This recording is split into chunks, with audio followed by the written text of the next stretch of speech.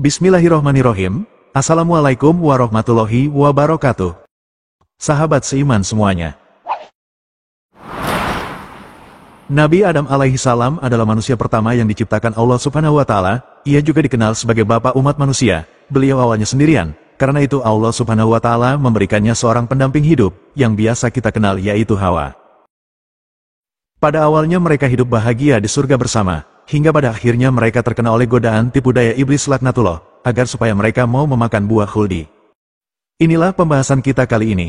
Banyak yang meyakini bahwa Hawa sempat membujuk Adam makan buah ini sebelum akhirnya mereka diusir dari surga.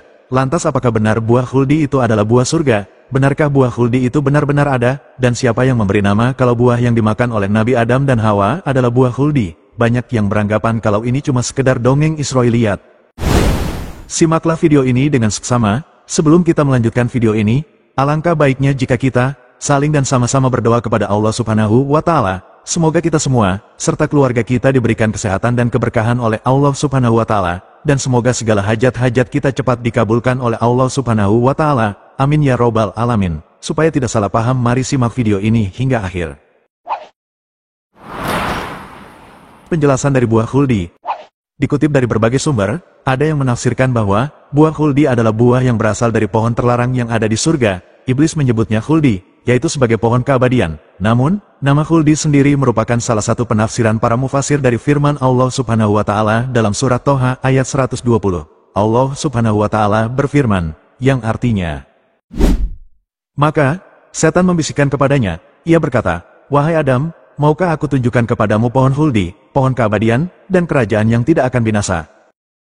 Menurut sebuah riwayat, pohon dari buah khuldi ini adalah sejenis pohon yang besar. Abdurrahman bin Mahdi menceritakan dari Syubah, dari Abu Adohak, dari Abu Hurairah radhiyallahu an. Beliau mengatakan bahwa Rasulullah Shallallahu alaihi wasallam bersabda, sesungguhnya, di dalam surga terdapat sebatang pohon yang jika seorang pengendara melewati naungan pohon itu selama 100 tahun, niscaya ia tidak akan dapat melewatinya, yaitu pohon khuldi. Hadis riwayat Imam Ahmad.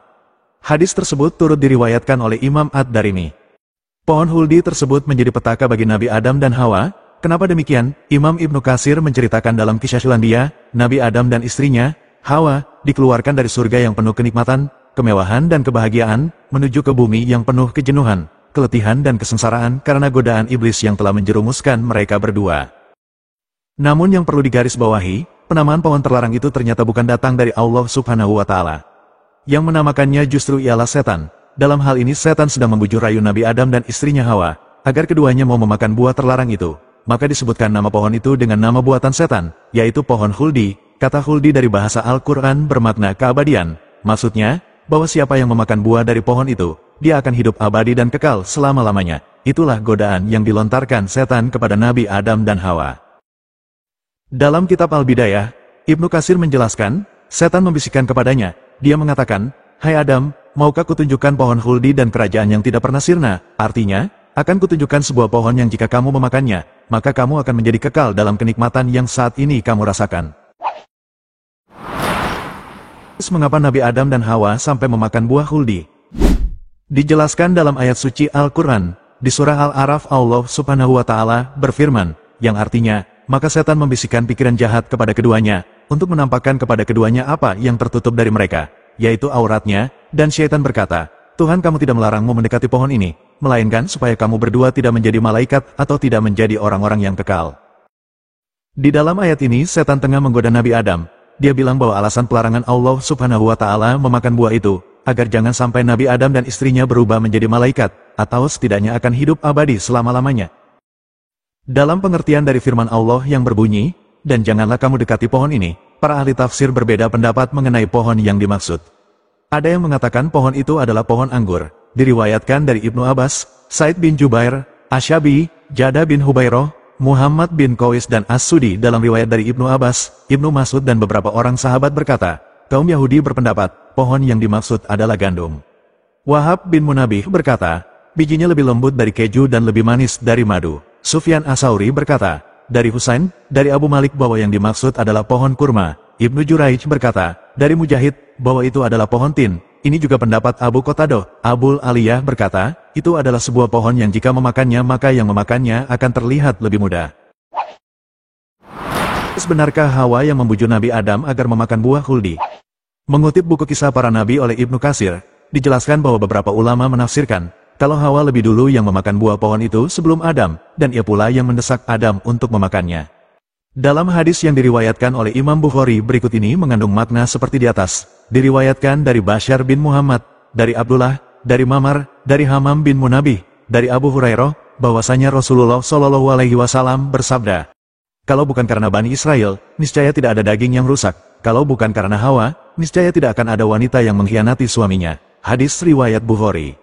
Imam Bukhari meriwayatkan hadis ini secara tunggal, dan hadis ini juga diriwayatkan di dalam kitab As-Sahihaini, Bukhari dan Muslim, dari hadis riwayat Abdur Razak, dari Mamar, dari Hamam, dari Abu Hurairah dengan redaksi hadis seperti yang sudah dijelaskan barusan.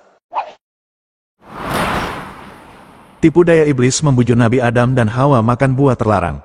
Masih dalam buku yang sama dari Kisahul Anbiya, Ibnu Katsir turut menjelaskan bahwa di dalam kitab Taurat yang berada di tangan para ahli kitab dijelaskan, makhluk yang menunjukkan kepada Hawa untuk memakan buah pohon itu adalah seekor ular dalam rupa yang sangat indah dan bertubuh besar. Pada akhirnya, Hawa memakan buah itu karena terpengaruh oleh tipu muslihatnya. Adam juga ikut memakannya, karena sebab rayuan dari Hawa.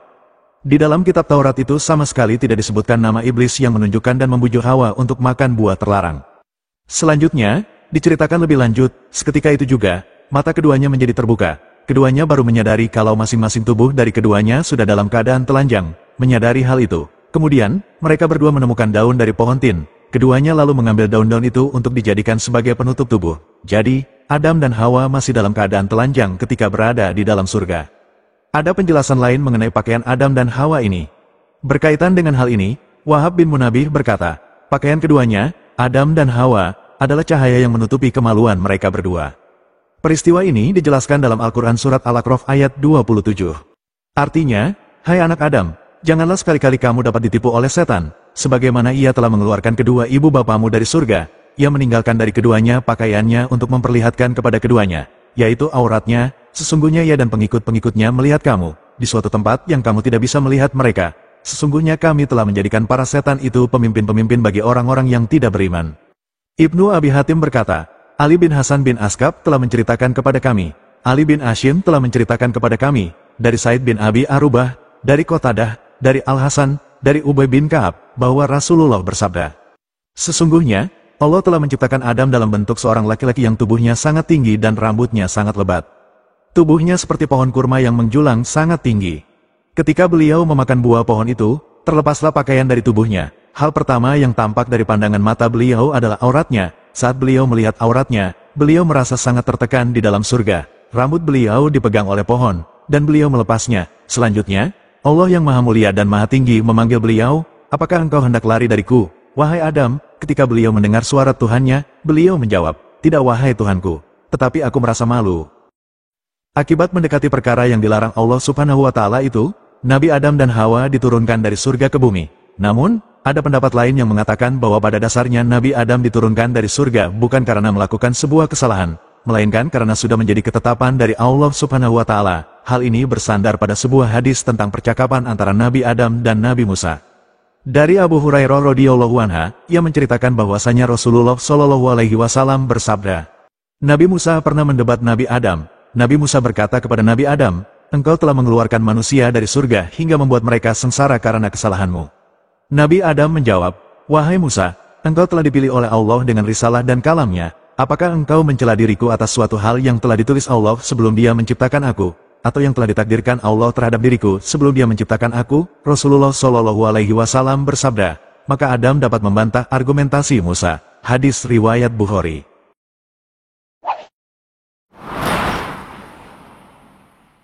Kesimpulannya, pohon huldi sama sekali bukan pohon keabadian. Buktinya, Nabi Adam dan istrinya walaupun sempat memakannya, bahkan sampai menerima hukumannya, yaitu dikeluarkan dari surga, ternyata keduanya tidak pernah hidup abadi. Keduanya juga tidak pernah menjadi malaikat, sebagaimana karangan dari setan tersebut. Jadi intinya pohon yang buahnya terlarang untuk dimakan oleh Nabi Adam di dalam surga memang ada wujudnya dan bukan dongeng Israiliyat. Sebab semua kisahnya dijelaskan dengan detail di dalam Al-Quran Al-Karim. Namun penamaan pohon itu sebagai pohon huldi semata-mata tipu muslihat setan. Nama pohon itu hasil rekaan semata. Tetapi wujud pohonnya memang ada, yaitu ada di tempat yang mereka tempati sebelum dihukum oleh Allah. Adapun tempatnya dijelaskan oleh Abul Qasim Ar-Raghib dan Al-Qadi Al-Mawardi dalam tafsirnya. Ia berkata, ada perbedaan pendapat perihal surga yang ditempati keduanya. Surga Khuldi, di dalamnya terdapat pohon Khuldi, surga yang memang disiapkan khusus bagi Adam dan Hawa sebagai ujian untuk keduanya, bukan sebagai surga yang Allah jadikan tempat pembalasan. Akhirul kalam. Assalamualaikum warahmatullahi wabarakatuh.